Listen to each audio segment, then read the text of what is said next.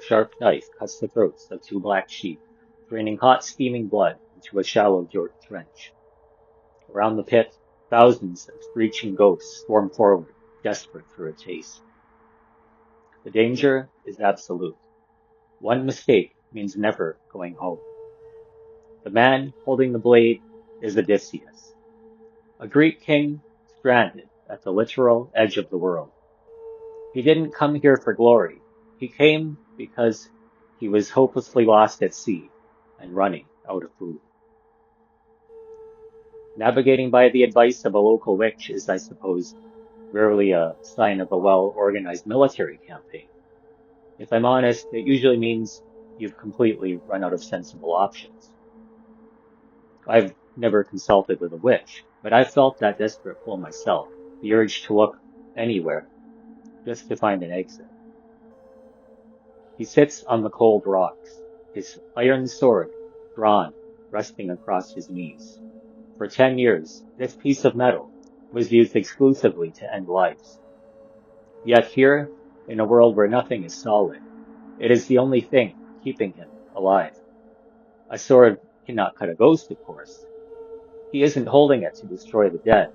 He is holding it to preserve his own fragile sanity.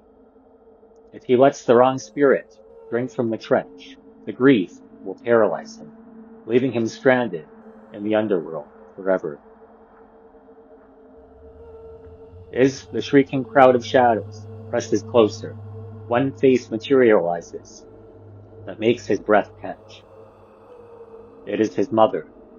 When he sailed away for the war 20 years ago, she was healthy and alive. He didn't even know she had died.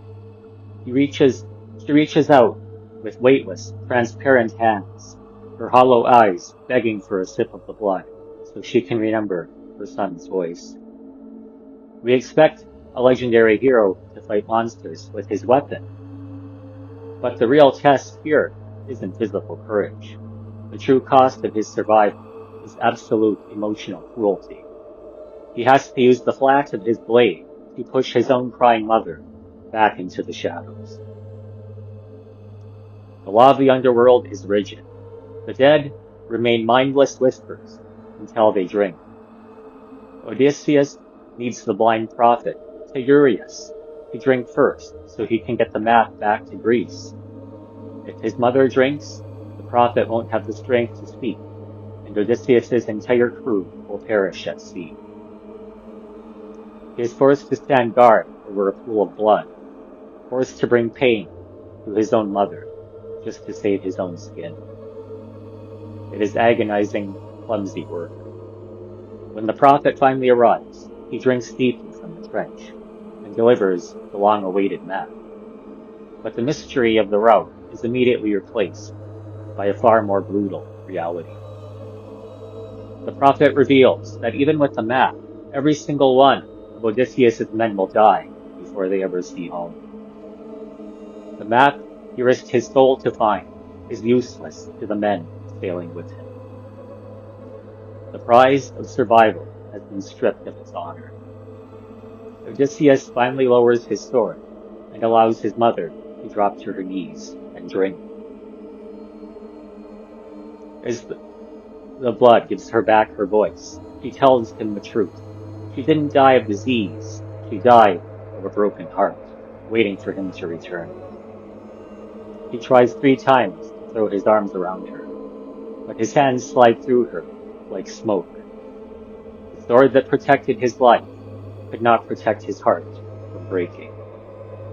He packs the blade away and steps back onto his ship and tells his crew to row back toward the light. When I look at this story, I don't see an ancient myth about monsters or magic. The lesson I take from this is that sometimes moving forward requires a terrible willingness to let go of what you cannot save.